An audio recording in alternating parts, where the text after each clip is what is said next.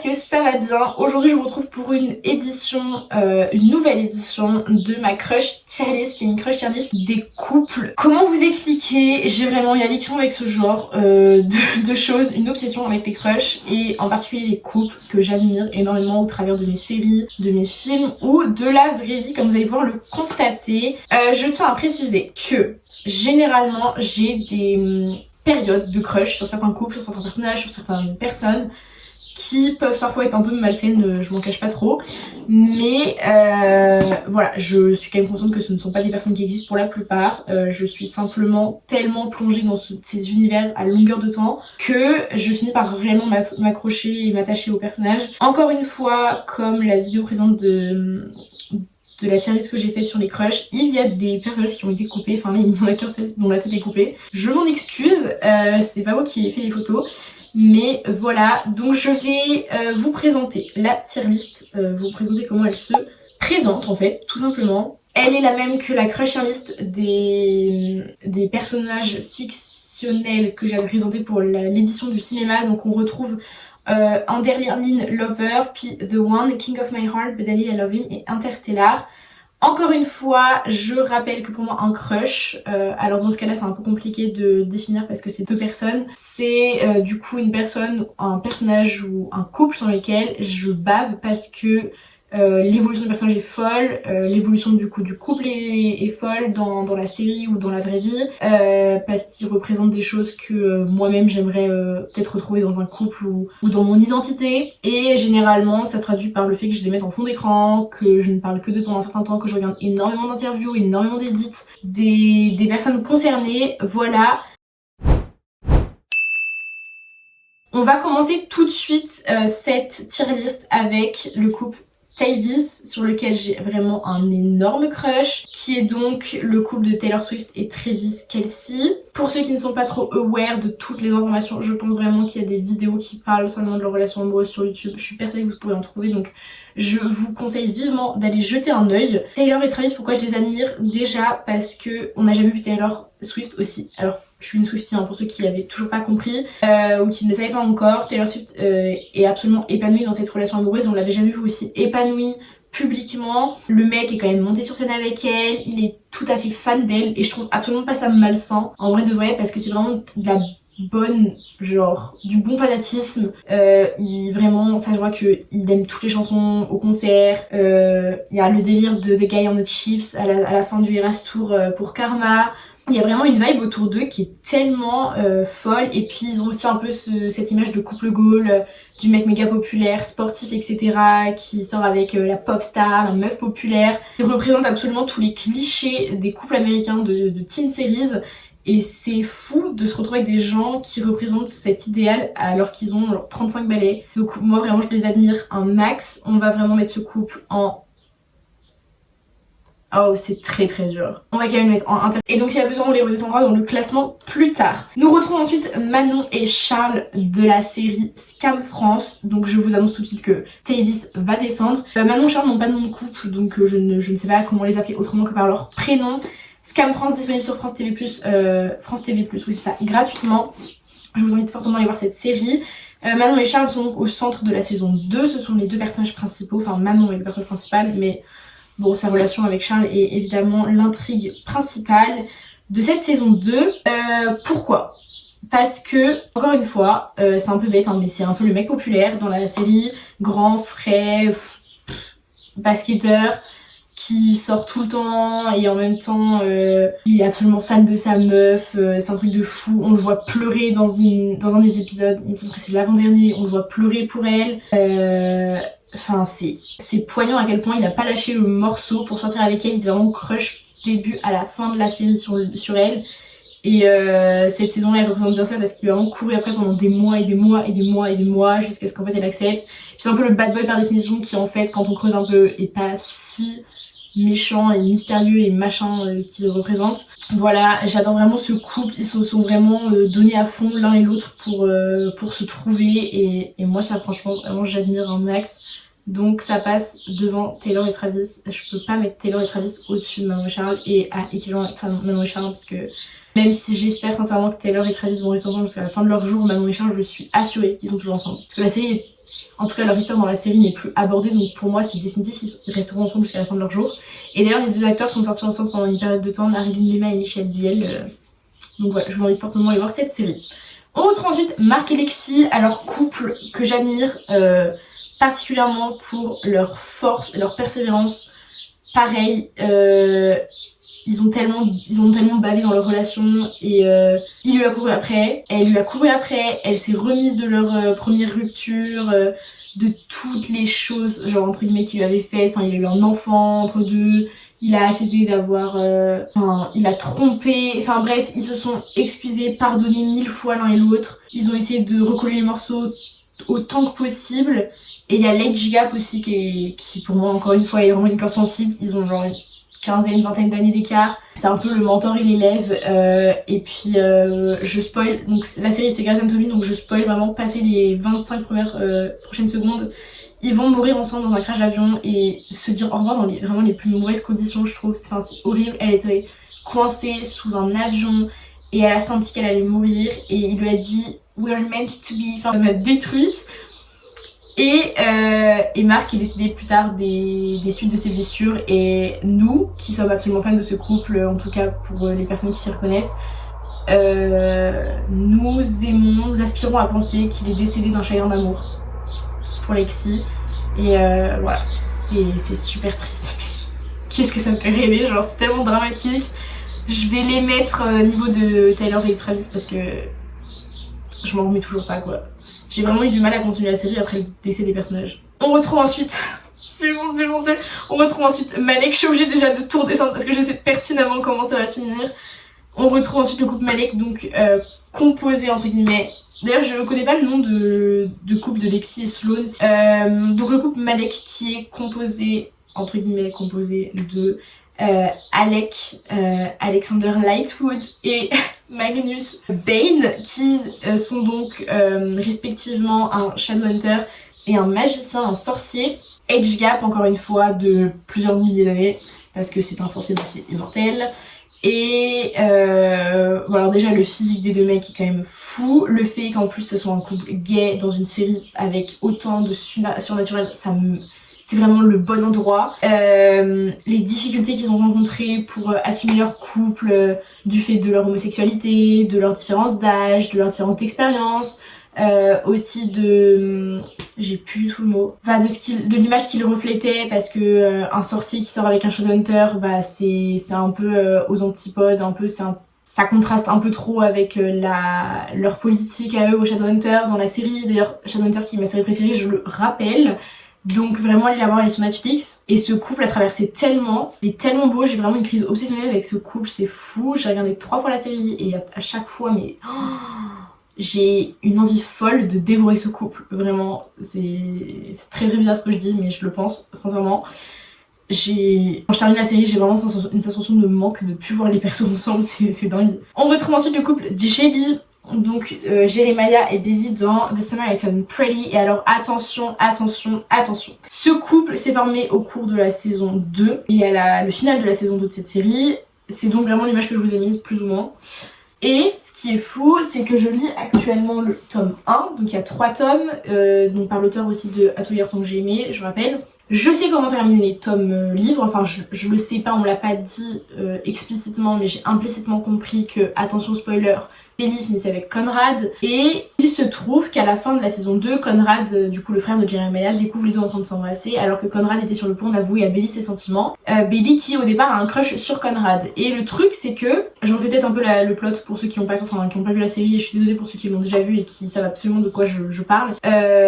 Nous savons que dans les livres, Conrad et Billy terminent ensemble. Or, il nous a été confirmé que l'écriture de la série pourrait diverger, la saison 3 pourrait diverger du tome 3, puisque les fans ont une forte envie que Jeremiah et Billy terminent ensemble et que Conrad, vraiment non. Genre, je sais pas comment dire autre chose que vraiment non, parce que Enfin personnellement j'ai pas du tout accroché le personnage de Conrad, enfin très peu en tout cas par rapport à Jeremiah. Donc voilà, puis c'est un Friends to Lovers, c'est pas souvent que j'aime les Friends to Lovers, mais alors là pour le coup il est très bien fait je trouve. Et cette main sur la gorge qui est improvisée, je rappelle la scène du baiser, cette main improvisée de l'acteur, donc de Gavin Casalegno sur la gorge de Lola Tang, ça veut tout dire. Donc je mets ce couple en The One parce que ça dépasse pas non plus Travis et Taylor. D'ailleurs j'ai oublié de dire un truc sur Tavis, c'est que au départ Travis a voulu pécho Taylor en lui faisant un friendship bracelet qui est inspiré du coup de la communauté des Swifties avec son numéro dessus. Enfin faut quand même avoir l'idée et les couilles d'aller déposer ça, donner ça à la fille. Donc voilà. On va parler de Nick et Noah plus tard. Je veux d'abord parler de Kyra et JJ, qui n'est donc pas mon couple favorite, je vous avoue tout. D'ailleurs ça me fait penser qu'on va mettre Belly et Jeremiah ici. Il me semble que le nom de leur couple c'est Jira si je ne dis pas de bêtises. Je suis pas tout à fait genre, comment expliquer. C'est un crush que j'ai développé en même temps que j'ai développé un crush sur JJ comme je l'ai expliqué dans la vidéo précédente de mes crushs. En fait c'est simplement le fait que JJ se batte jusqu'au bout, jusqu'à la fin de la saison qu'on a actuellement, donc il a 3 il me semble la dernière qu'on a vue. Il s'est battu tellement fort pour pouvoir la récupérer et il a aussi sentiment que moi ça me tue, donc ça va là. John B et Sarah donc pareil qui sont issus de la même série qui est Outer Banks, du coup disponible sur Netflix. C'est pour moi la même chose, c'est pas pour la même raison que j'aime le couple, c'est que c'est un Enemies to Lovers. Et j'ai trouvé ça fun, j'adore les Enemies to Lovers encore une fois, donc j'ai pas du tout de souci à les mettre là. On retrouve ensuite Allison et Scott. Donc là je vais me faire déglingue parce que je suis fan de Teen Wolf, mais ça va dans Lover. Je vous explique pourquoi. Non, je vais pas me faire déglingue, je vais le foutre là. The One, mais je vais quand même faire me déglingue. Allison et Scott sont le premier amour mutuel de l'un et de l'autre. Et la fin de leur couple, elle est pas ouf. Moi j'ai trouvé que la fin de leur histoire était pas géniale. Je spoil encore une fois, Allison va mourir dans les bras de Scott à la fin de la saison 3 et ça m'a destroy, et le fait qu'il se retrouve dans le film, j'ai trouvé ça trop charmé, malgré que je suis pas tout à fait fan du scénario du film quand même. Ça n'empêche que je suis très contente de retrouver les deux personnages ensemble, et j'ai quand même beaucoup apprécié le couple Malia Scott, qui a un unpopular opinion assez imposant, je le sais, pour la communauté des fans de Teen Wolf. J'ai d'ailleurs une photo avec l'acteur de Scott qui est donc Tyler Posey qui se trouve juste ici, et ça c'est l'actrice donc Shelley Henning qui joue Malia. Voilà. Je n'ai pas rencontré l'actrice d'Allison puisque elle ne fait quasiment plus de conventions, il me semble. Je dis peut-être des bêtises, c'est peut-être juste parce qu'elle n'était pas dispo à ce moment-là ou qu'elle n'avait pas forcément envie de faire celle-ci. Voilà, donc je suis quand même fanatique de cette série, ça n'empêche, hein, j'ai quand même dépensé 400 balles pour cette journée et cette photo. Et j'en ai 2 autres, d'ailleurs je vous ai pas montré celle avec Derek, dont personnage dont je vous ai parlé dans la crush tier list, mais j'ai ma photo aussi avec l'acteur de Teen Wolf qui est donc Tyler Hoechlin et pas Tyler Posey cette fois-ci. Donc voilà, je pèse quand même mes mots quand je vous dis que je suis fan de certains personnages et de certains acteurs. Nous passons ensuite à Tom Daya, qui est donc le couple de Zendaya et Tom Holland. J'aime ce couple parce que, comment vous expliquer, ils sont tellement protecteurs l'un envers l'autre et c'est un Friends to Lovers tellement fou et réel, et je trouve ça dingue que ça arrive encore dans la vraie vie que 2 personnes s'aiment publiquement de cette façon, et puis ça se voit qu'ils sont trop respectueux l'un envers l'autre quand on les voit sur les tapis rouges, quand Tom se met face aux caméras pour que Zendaya puisse se réhabiller correctement. Je trouve ça dingue, et puis les déclats qui se font, waouh, enfin c'est un truc de ouf, et ça se voit qu'ils sont trop heureux, qu'ils sont trop rire, et pour cette raison ça va en King of My Heart parce que waouh, j'admire encore vraiment ce genre de relation et je trouve ça génial que ça puisse exister dans la vraie vie quoi. On retrouve ensuite Brian et Mia qui sont donc 2 personnages de la saga Fast and Furious. Je spoil un petit peu, mais l'acteur de ce couple est décédé, enfin d'ailleurs c'est pas trop un spoil puisque c'est un peu la vraie vie. Je vais les mettre en bas. Je m'explique pourquoi. Je suis fan. Alors du coup c'est la tête de Paul Walker qui est cutée. J'adore le couple parce que le mec a vraiment tryhard pour choper la meuf. Ça vraiment c'est un truc qui me fume à chaque fois. Il a vraiment tout donné. Et vraiment je vous explique, quand c'est un mec qui donne tout pour ça avec une fille, moi ça me waouh. Parce que c'est bien fait. pas parce que c'est fait de façon insistante, malsaine, c'est parce que vraiment c'est fait de manière assez subtile et c'est bien fait. Et puis leur histoire d'amour elle est trop belle, enfin vraiment juste ça quoi. Et puis physiquement je trouve qu'ils matchent super bien les deux acteurs et les deux persos. Et le fait que ce soit aussi peut-être la sœur du meilleur pote du gars qui me chauffe un peu, je sais pas trop s'il y a aussi un peu ça qui joue dedans. Mais ça a peut-être sa petite influence quand même dans l'histoire. On retrouve ensuite le couple, je sais pas non plus si ce nom... Alors du coup le couple Brian et Mia c'est Brian, enfin genre c'est un peu bizarre mais bah voilà quoi, vu que c'est un peu le mélange, enfin il y a déjà Mia dans le nom, enfin c'est Bria, c'est un peu chelou comme nom de couple. Geralt et Yennefer, je sais pas s'ils ont un nom de couple, en tout cas je connais pas s'il y en a un. Donc de la série The Witcher, crush dont j'ai déjà parlé pour Geralt dans ma vidéo précédente. Je trouve que physiquement, vraiment le contraste des deux corpulences match trop bien, un peu comme Taylor Swift et Travis en fait finalement. La meuf ultra mince et super bien habillée et machin, et le mec méga carré et costaud. Je trouve que ça match tellement bien pour certains et là c'est le cas en l'occurrence. Moi je trouve ça fou, franchement ils se sont trop bien trouvés, ils se sont battus l'un pour l'autre, pareil pour leur amour mutuel. Et le glow-up personnel et physique du coup de la fille, en l'occurrence pour le physique, sont tellement fous que ça mérite un Oscar quoi, enfin je m'en mêle peut-être un peu. Je trouve qu'en plus le couple tient clairement en haleine une partie de la série, donc ça va partir ici. Série que d'ailleurs je vous conseille très fortement, elle est dure à suivre pour la saison 1, mais si vous vous munissez d'un arbre généalogique et d'une timeline, vous allez un peu comprendre comment les personnages sont reliés. On retrouve ensuite, oh my god, Ruby Band et James Beaufort. Faut que j'arrête de mettre un accent pourri sur James Beaufort parce que mon dieu je ruine, je ne sais pas parler, ça me dérange. Je nique son nom de famille, donc de la série Maxton Hall pardon. J'adore Enemies to Lovers as fuck, et en même temps le mec s'est tellement battu pour la fille, c'est fou. Alors moi vraiment encore une fois, peut-être que je l'ai pas encore assez répété au cours de cette vidéo, mais les mecs qui se battent pour leur fille, c'est vraiment très cliché et ultra patriarcal comme vision des relations amoureuses hétérosexuelles, mais ça me fume vraiment. C'est la raison pour laquelle je suis fan de ce couple en partie. Puis physiquement je trouve que ça marche quand même vachement bien. Les deux acteurs sont aussi extrêmement proches, ce que je trouve assez fou. Ils sont pas en couple, enfin en tout cas ils nous le disent pas. Donc ça va ici. J'ai très hâte de voir l'évolution de ce couple. J'ai d'ailleurs le tome 1 dont je vous ai parlé dans ma vidéo des livres, donc que j'ai très hâte de lire, mais qui d'ailleurs pas prêt d'être lu étant donné la masse de trucs que j'ai à lire avant. Mais voilà, je vous tiendrai bien évidemment au courant et je vous ferai des vidéos sur Maxton Hall avec grand plaisir si certains le souhaitent, donc n'hésitez pas à me le dire. Et nous finissons avec Nick et Noah. Alors Nick et Noah, je l'ai mis d'une part pour le film, dont j'ai d'ailleurs très hâte de voir la suite.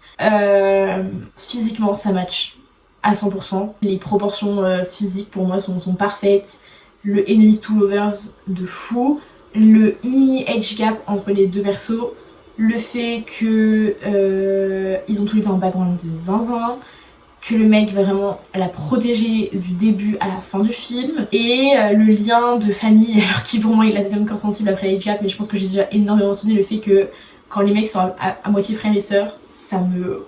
waouh, c'est vraiment le combo parfait.